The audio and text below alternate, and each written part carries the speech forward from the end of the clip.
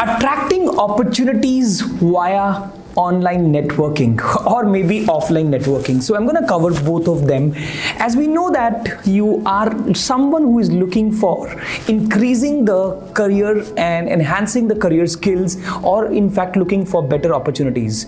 But do you know that networking is the number one skill which can make a lot of difference to your career advancement, to getting closer to your dream career, to getting closer to your dream job? Sometimes we feel that the networking is something which we can take on later, but I can tell you that networking is the number one skill, 21st century skill, which you need to hone to get that thing in. Networking is equal to net worth. How many people you have in your network? If you remember, I told you you are sum of 5 people whom you spend your time with, whom you network with, whom you roam around with. That actually reflects on your personality. So networking is very, very handy when it comes to career advancement. And sometimes because of our shy, introverted nature, we are reluctant to connect with people, talk to them, even though we see them sitting next to us. They are holding the key to our success, and we know that these people are really powerful, and we should connect with them and we should learn from them, and at the right time we can seek for opportunities, projects, etc. I will quote an example here, a very simple example in my career. When I was done with like 4-5 years, I was simply feeling that now I have done a lot of work. I have done marketing, I've done sales, I have also done some bit of customer handling, direct customer handling. However, there was some bit of itch which was happening that I need to make a move now. I need to go to a place where I can contribute more, and I was eyeing up for a position of national key account manager, which was based out of Bombay. And luckily I was based out of the head office, and the modern trade head of this organization used to sit very close to me and was always open to the ideas. It's not only inside the same organization. If you want something of that sort to happen outside the organization as well, there you need to use social media as a big tool. The platforms like LinkedIn, the platforms like Twitter and Facebook and Instagram also these days, where you can share your stories, where you can share that what all is going on in your head, maybe will connect you to the people in the online world as well.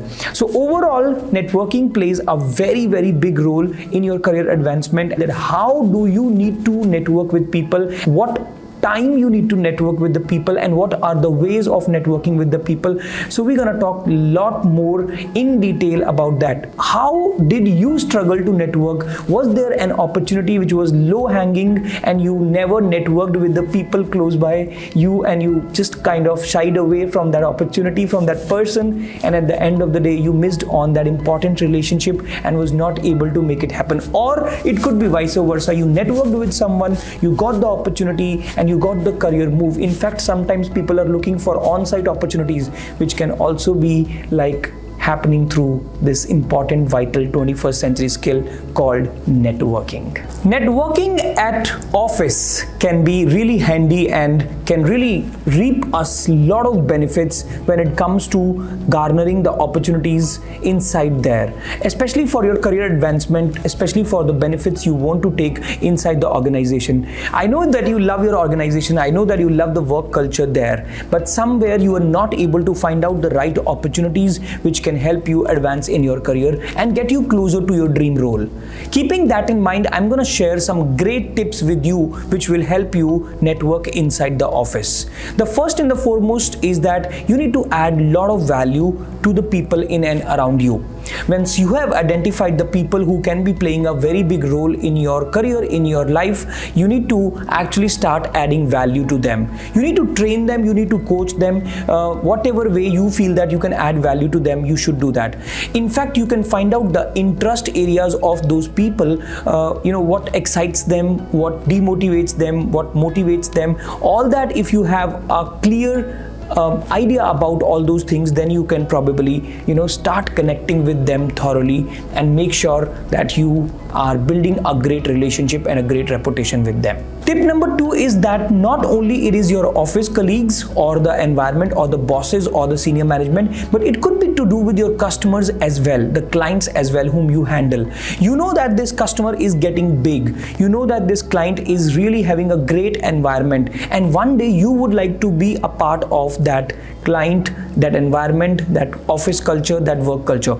Keeping that thing in mind, you start straight away going to that client and asking for that, can I get an opportunity? That will sound a lot more creepy and greedy rather than you deciding to do and exhibit your qualities, the work you bring on the table, the discipline you have been doing, the discipline of the work you bring on the table, all those things culminating into showing you as a brand to them, showing you that you are the personality they would like to hire one fine day. Rather than you asking them, let them approach you and want you to be the part of that organization. Yeah, in fact, you will realize yourself that you have done a lot of value addition to this customer, and that customer starts hinting you that one fine day I would like you to be a part of this organization. At that moment, you can definitely go ahead and take a call and move on. Tip number 3 is that you need to participate in lot of extracurricular activities. It is not only your 9 to 5 routine job where you need to be there. You need to be part of some of the activities which your office, which your customer, which your client is organizing, and you can contribute there. And if you have not even attempted some time back, you want to attempt that this time. Do try out and make sure that you are participating in these extracurricular activities where you see a pool of people around who can actually help you advance in your career. The list of the people you have earmarked, you need to pick one by one and make sure you're networking with them at the right time, at the right moment, so that you can take the advantage when it is actually required and it matters. Tip number 4, you need to focus on building reputation and relationship with the key stakeholders in the organization.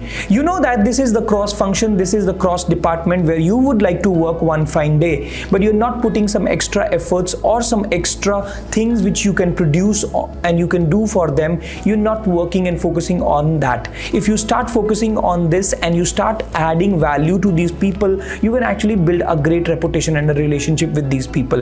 One fine day, these people would really want you to work for them and giving you the opportunity, giving you the project which you are keen on taking on. Yes, that's your tip number 4. Last but not the least, tip number 5, even if you are a shy and an introverted personality, you should be ready to accept the rejections. You are trying to network with people, you're trying to shake hands, you're trying to give a smile, but then the other person is not responding. It is okay, it is absolutely fine if somebody is not responding to your actions. You should be okay to accept that rejections, but that should not stop you from networking with the people, because that's the key area which will help you grow in your career exponentially.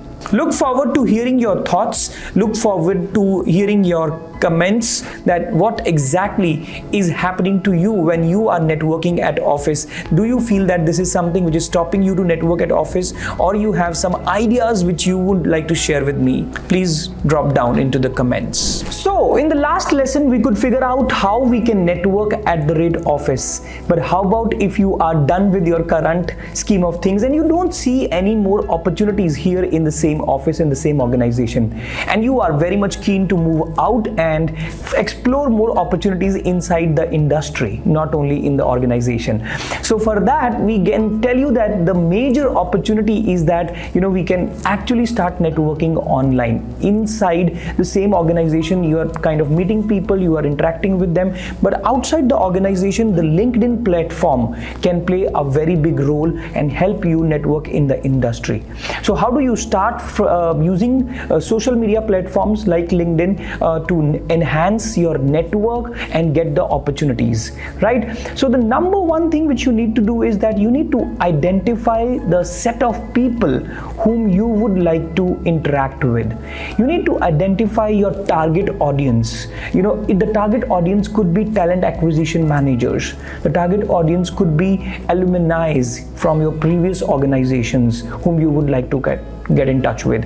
And then it could be some of your customers which you have handled in the past and you would like to connect with them. So go on LinkedIn and try searching and try finding out that what are they doing these days. Are they at a senior position or are they at a middle level position? Can they become a gatekeeper for you to get you an opportunity? So list down these people, these key people, and find out their interest areas, find out their problems, find out the opportunities they have in their hand, and make a summary of it so that you are ready to go and talk to them in the right scenario.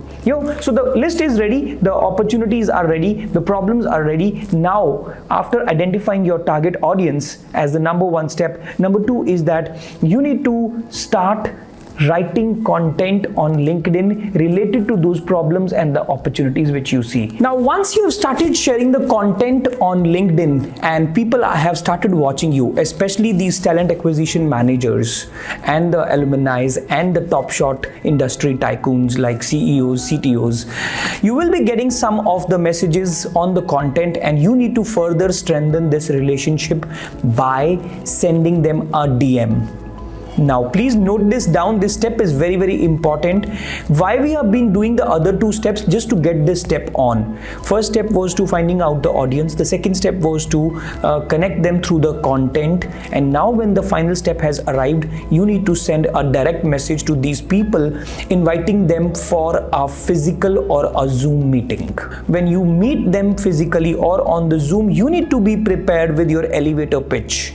That elevator pitch should include the problem areas which you highlighted in your content, the actions you have taken to solve those problems, the projects, and the results you have produced. If you go in that flow explaining that what you bring on the table, how valuable you are, and backing them with examples, with case studies, your case is very much likely to get picked up, and this person, who could be a gatekeeper, who could be an HR manager, who could be a talent acquisition manager, who could be a senior person, would recommend you for a right opportunity at the right time.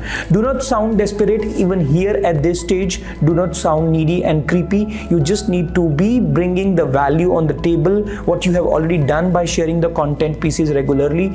Now it's the time to milk the opportunity. Yeah, so with this, I think you will be clear that how you can build and strengthen your community, your network, using the social media platforms like LinkedIn, where there is a lot more opportunity coming your way. Yes, as someone rightly said, LinkedIn is going to be your new resume, and hence this is going to happen if you want to network like this. Comment below that how do you network currently outside your organization? Is it the old stereotyped method which you are still using, or have you switched on to the LinkedIn and the new ways of networking with the people? Look forward to hearing your thoughts.